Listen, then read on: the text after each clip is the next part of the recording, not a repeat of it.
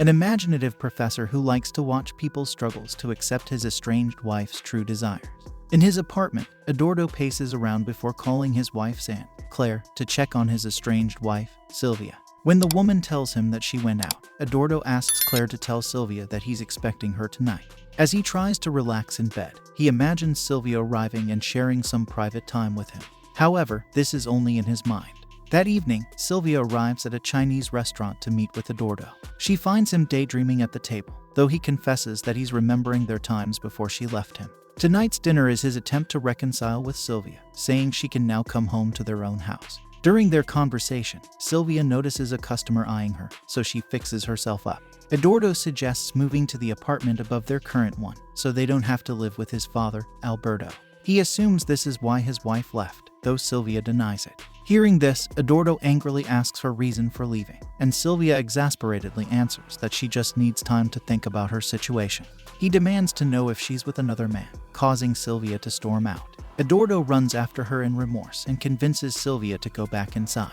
As they return to their table, she smiles at the other customer. Eduardo says he still plans to ask for the apartment, regardless of her reason for leaving. Sylvia holds his hand and says she supports Eduardo's decision. The conversation takes a sensual turn as Sylvia expresses her desires. While making eye contact with the customer, she pleases herself and asks Eduardo if he's watching too. Sylvia then urges him to help her, but he declines, preferring to watch. Sylvia finishes, and with no more energy to eat, bids Eduardo goodnight. He offers to go with her, but she refuses before kissing him. She also acknowledges the other customer on her way out. The following morning, Fausta, Alberto's personal nurse, is cooking in the kitchen when Eduardo asks if his father is awake. Fausta informs him that he can bring his father's breakfast today, which makes Eduardo curious if anything is wrong. Fausta explains that she wants him to witness the man's attempts to manipulate her. Eduardo suggests quitting, but Fausta insists that she's not complaining but only wants him to be aware of the situation. She praises Alberto and mentions that she's being paid 3 times her normal wage, indicating that the extra service doesn't bother her. As Fausta caresses Eduardo's chest, she assures him that there's nothing between her and his father, but he pulls back and uses the food as an excuse to leave. Eduardo enters Alberto's room and updates him on his dinner with Sylvia and their plan to move to the apartment upstairs. His father expresses confusion about Sylvia's departure, and Eduardo suggests that she may want her own space. Moved by their situation, Alberto gifts the apartment to Eduardo so that the couple can reconcile. Fausta arrives and asks if Eduardo should leave, but Alberto doesn't mind his son's presence. While Fausta administers Alberto's medicine, he continues his usual antics with her. They give Alberto privacy when the phone rings. At the local university, Eduardo is a professor like his father. In his class, he discusses a ballet performance that tackles the desire to watch someone. During this, he locks eyes with a new student named Pascasey. After class, Pascasey asks Eduardo for a ride and nearly sits on his camera when she gets in the car. Eduardo comments that he's never seen her before, and Pascasey explains that she only attends classes taught by professors who capture her eye. During the drive, Pascasey comments on his lesson earlier, wondering if he also likes to watch people. Eduardo counters that he feels like he was the one being watched instead. As he gets distracted by the student, Eduardo nearly crashes into a traffic jam. Seeing the situation, Pascasey thanks him, saying she can walk the rest of the way, but Eduardo insists on driving her home. After arriving at Pascasey's place, Eduardo says goodbye, but she remarks on his camera, asking what it's for. He explains that it's for things that catch his eye, and she jokes about him capturing her. Eduardo agrees and moves to take the camera from her, but Pascasey playfully suggests he take it inside her apartment, prompting him to hurry out of the car. Walking to her door, she asks if Eduardo is married. He confirms but mentions they are currently separated. Pascasey then asks if his wife is beautiful, to which Eduardo admits that she's more beautiful than Pascasey. Inside the apartment, Eduardo sees it's decorated with large photographs of Pascasey taken by Tony, an English photographer. She then hands him the camera and asks what kind of pose he wants, but he defers to her since she seems more experienced. Pascasey removes her clothes and remarks that there's always someone who likes to watch for every person who wants to be watched.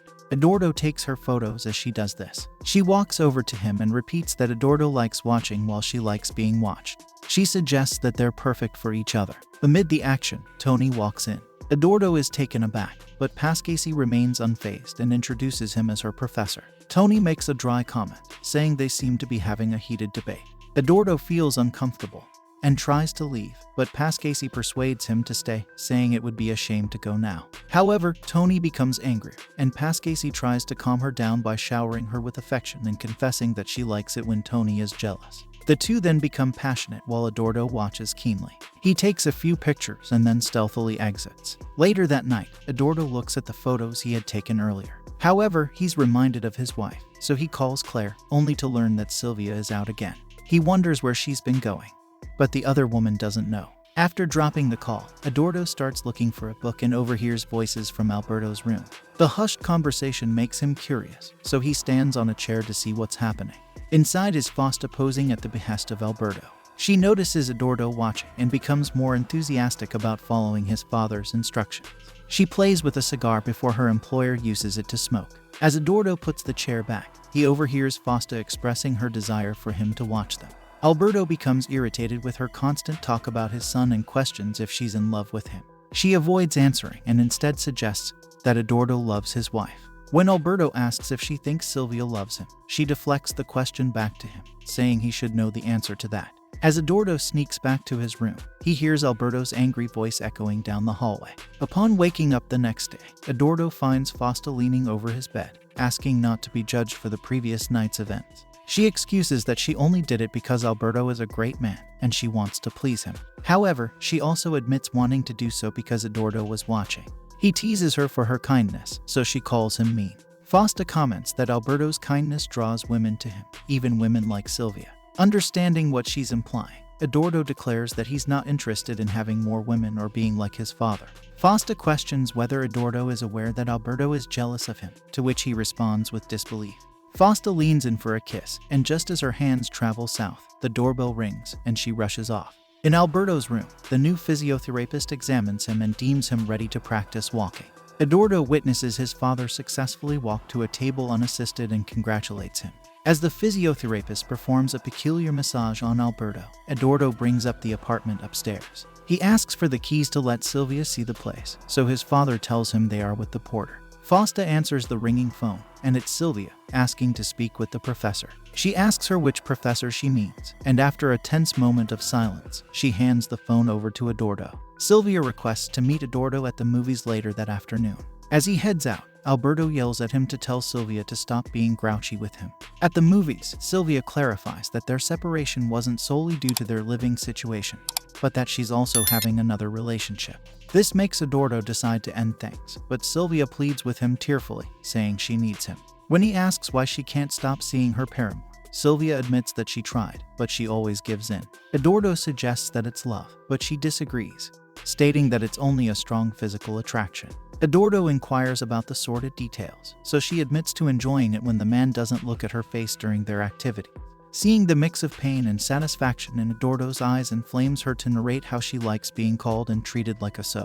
Despite the confession, Sylvia assures Eduardo of her love for him by guiding his hand to her. Aware of a woman watching them, Sylvia looks at her before proceeding to make her husband happy. The next day, Eduardo lays the morning paper on his sleeping father's bedside table when he sees a picture of his mother and recalls an incident from years ago.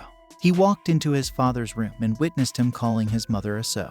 When she noticed Eduardo by the door, he ran away. At present, Eduardo sees that his father is awake. Alberto mentions that he's been up the whole time and saw that he was giving him a hateful look, but Eduardo denies it. Alberto asks for the time, realizing he slept longer than usual, and blames the TV for keeping him up late. He complains about aging and the decline of his mental and physical prowess. Eduardo is shocked at the implication that his father has been with other women since his mother passed away.